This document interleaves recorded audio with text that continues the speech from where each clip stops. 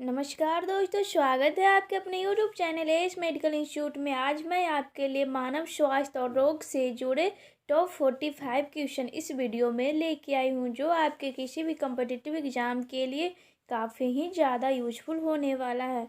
मैंने सारे question selected और इम्पोर्टेंट लिए दोस्तों, जो आपके एग्ज़ाम के लिए काफ़ी ही ज़्यादा हेल्पफुल होगा।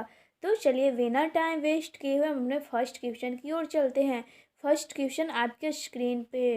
रोगों को फैलाने वाले कीटों को कहा जाता है, तो इसका राइट आंसर है दोस्तों vector. Option number B is correct answer. रोगों को फैलाने वाले कीटों को क्या कहा जाता है दोस्तों? तो वेक्टर इसका राइट आंसर होगा।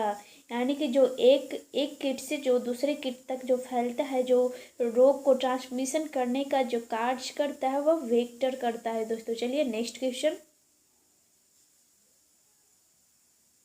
HIV का पूर्ण नाम क्या है? तो इसका राइट आंसर है human immunodeficiency virus. Option number B is correct answer. HIV का पूरा नाम ह्यूमन इम्यूनो डिफिशियंसी वायरस है। चलिए नेक्स्ट।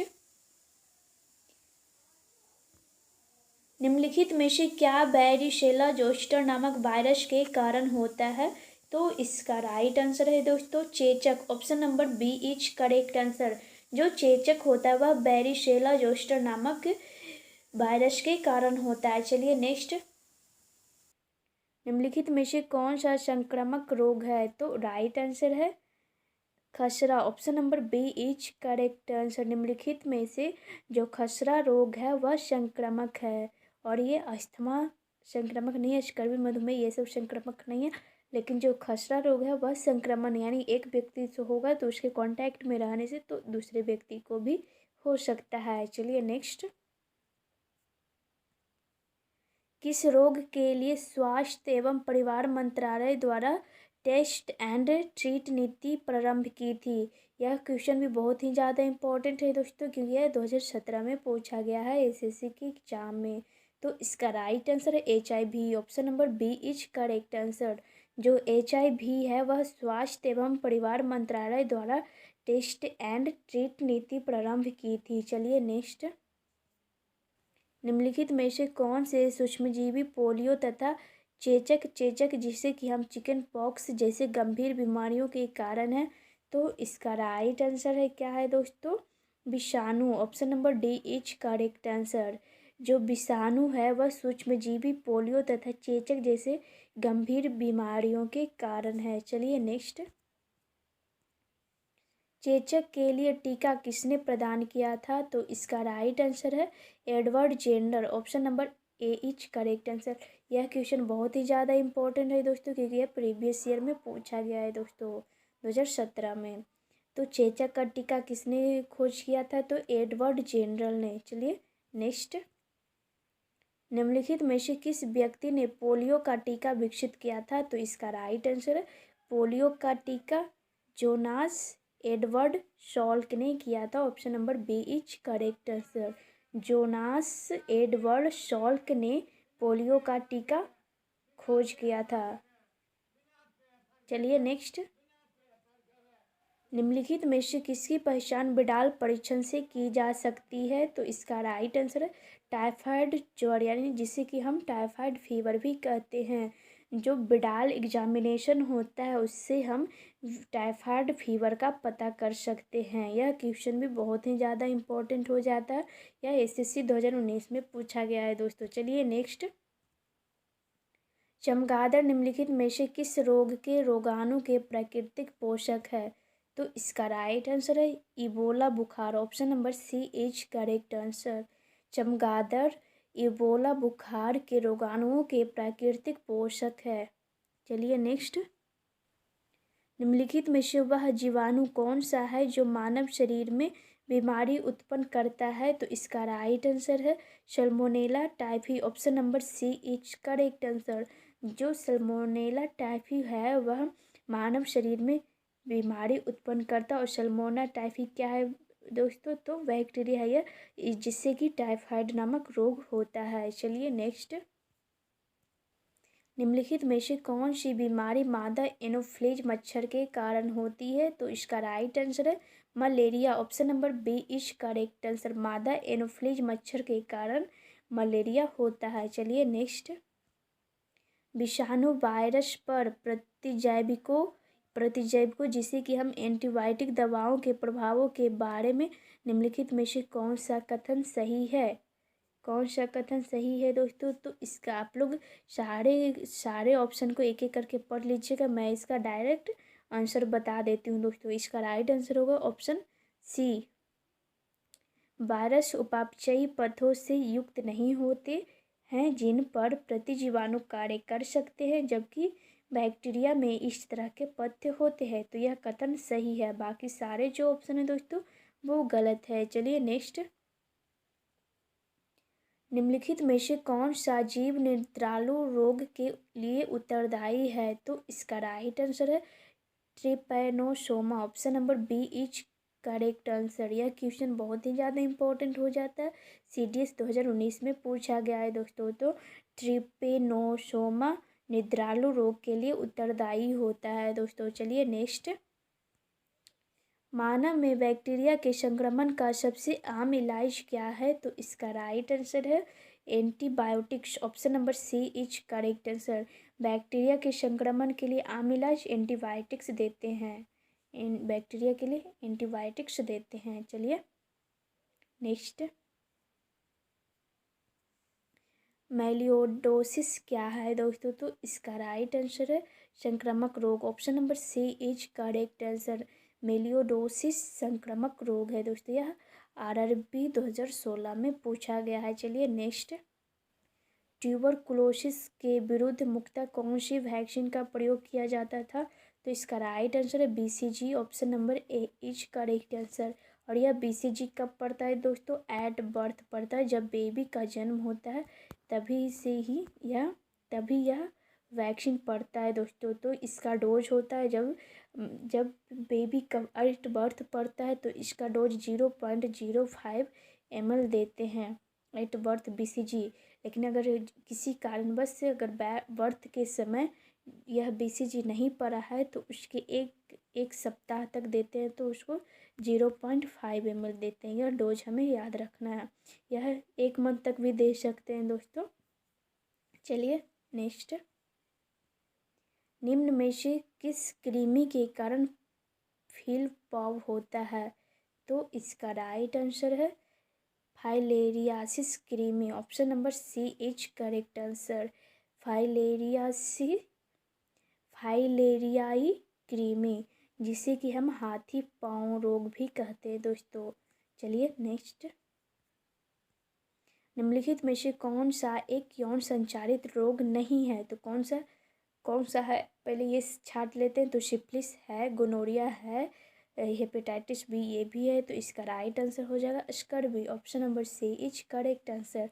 जो यौन संचारित रोग नहीं है तो स्कर्वी नहीं है। बाकी सिफिलिस, गोनोरिया और हेपेटाइटिस बी यह सारे डिजीज ही यौन संचारित रोग है। चलिए नेक्स्ट, निम्नलिखित में से कौन सा पशुओं का एक तीव्र वायरल रोग है जो मनुष्य को एक संक्रमित पशु को काटने से फैलता है? तो इसका राइट आंसर है rabies. Option number C is correct answer. जो रेबीज जो डिजीज होता है वह एक पशु के काटने से दूसरे में फैलता है। यह एक वायरल रोग है दोस्तों। चलिए नेक्स्ट, हेपेटाइटिस बी निम्नलिखित में से किसके कारण होने वाला संक्रामक रोग है जो लीवर को प्रभावित करता है? यकृत यानी कि लीवर को प्रभावित करता है। तो इसका राइट आंसर है virus. Option number A is correct answer. चलिए नेक्स्ट, निम्नलिखित में से कौन सा रोग विटामिन सी की कमी के कारण हो सकता है? तो इसका राइट आंसर है scurvy. Option number D is correct answer. जो स्कर्वी रोग होता है यह विटामिन सी की कमी के कारण होता है। बहुत ही VVI क्वेश्चन है दोस्तों। चलिए नेक्स्ट, निम्नलिखित में से किसमें विटामिन सी की मात्रा सबसे अधिक होती है? तो राइट आंसर नींबू। Option number D is correct answer.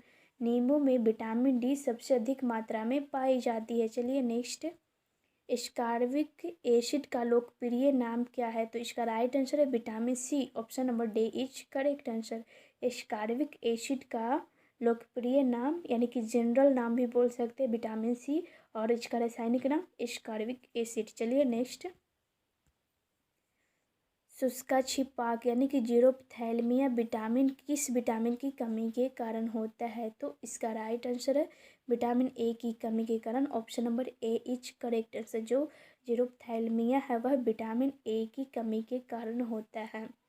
चलिए नेक्स्ट, निम्नलिखित में से कौन सा विल्सन रोग लक्षण नहीं है? तो इसका राइट आंसर है रतौंधी। Option number A is correct answer. जो रतौंधी रोग है यह विल्सन रोग का लक्षण नहीं है। चलिए नेक्स्ट, एनीमिया विटामिन की कमी के कारण होता है? तो इसका राइट आंसर है vitamin B12। Option number D is correct answer. जो घातक रक्तअल्पता या फिर जिसे कि हम एनीमिया भी कहते हैं, एनीमिया विटामिन B12 की कमी के कारण होता है। चलिए नेक्स्ट, रतौंधी किसकी कमी के कारण होता है? तो इसका राइट आंसर है विटामिन ए की कमी के कारण। रतौंधी विटामिन ए की कमी के कारण होता है दोस्तों। चलिए नेक्स्ट, निम्नलिखित में से कौन सा विटामिन बी कॉम्प्लेक्स समूह से संबंधित नहीं है? तो इसका राइट आंसर है ascorbic acid. Option number C is correct answer.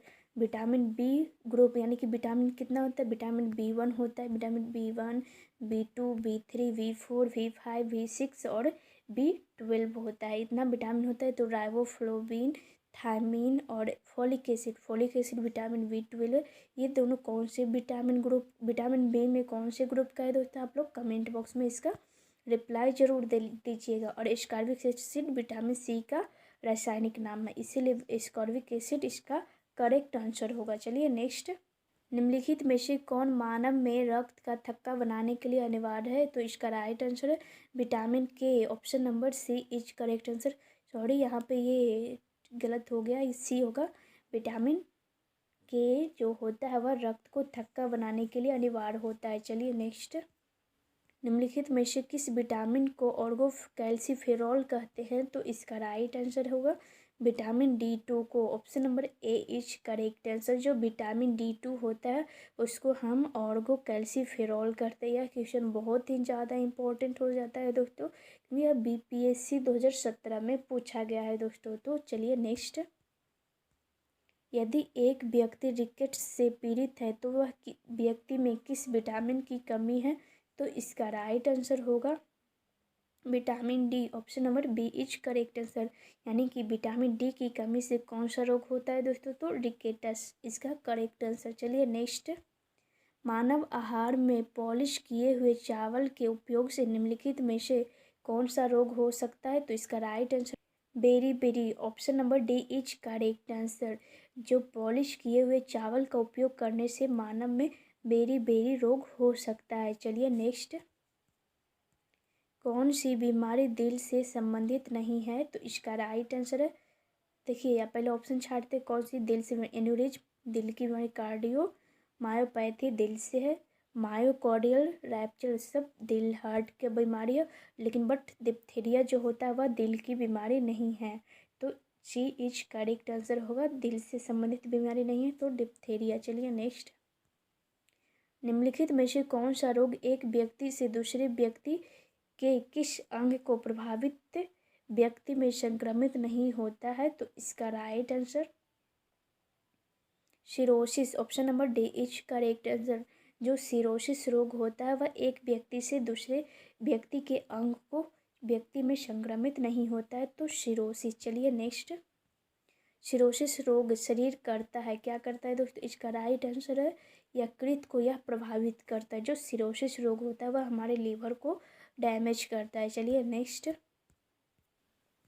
Cadmium प्रदूषण निम्नलिखित में से किस रोग का कारक है? तो इसका राइट आंसर है इटाई। Option number B is correct answer. चलिए नेक्स्ट, कौन सा प्रदूषण नॉन नी सिंड्रोम के लिए उत्तरदायी है? तो इसका right answer fluoride. Option number A is correct answer. जो फ्लोराइड होता है वह नॉन नी सिंड्रोम के लिए उत्तरदायी होता है। चलिए नेक्स्ट, प्रोगेरिया ग्रस्त लोगों का सबसे स्पष्ट प्रमुख लक्ष्य क्या है? तो इसका राइट आंसर है जलन की अपेक्षाकृत तेज दर। Option number C is correct answer. जो प्रोगेरिया ग्रस्त लोगों का सबसे प्रमुख लक्षण होगा जलन की अपेक्षा यकृत तेज दर हो जाता है। चलिए नेक्स्ट। टीके विशिष्ट रोग प्रतिरक्षी प्रोटीन के संश्लेषण के अभिप्रेरण द्वारा संरक्षण प्रदान करता है। शरीर में रोग प्रतिरक्षी के उत्पादन के लिए उत्तरदायी कोशिका कौन सी होती है? तो इसका राइट आंसर है लसिका कोशिका। Option number B is correct answer. चलिए नेक्स्ट। टीका यानी वैक्सीनेशन है तो इसका राइट आंसर है कृत्रिम सक्रिय उपार्जित प्रतिरक्षा। Option number A is correct answer. जो टीका है वह कृत्रिम सक्रिय उपार्जित प्रतिरक्षा है। चलिए नेक्स्ट।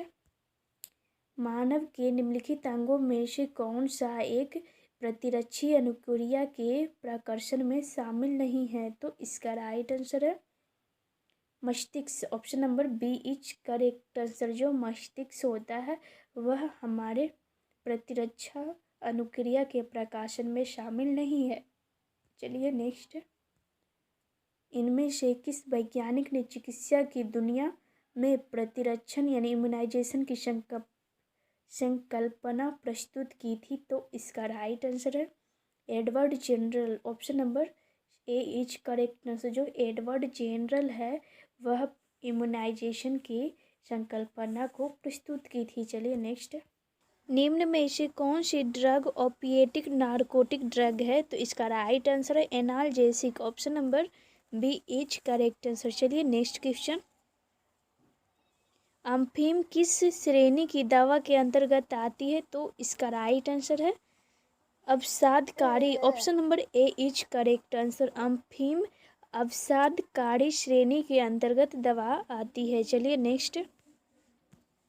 किस वैज्ञानिक ने पेनिसिलिन की खोज की थी? तो इसका राइट आंसर आप लोग कमेंट बॉक्स में कमेंट करके बताइएगा दोस्तों। और आज का क्वेश्चन आप लोगों को कैसा लगा कमेंट बॉक्स में ज़रूर बताएं।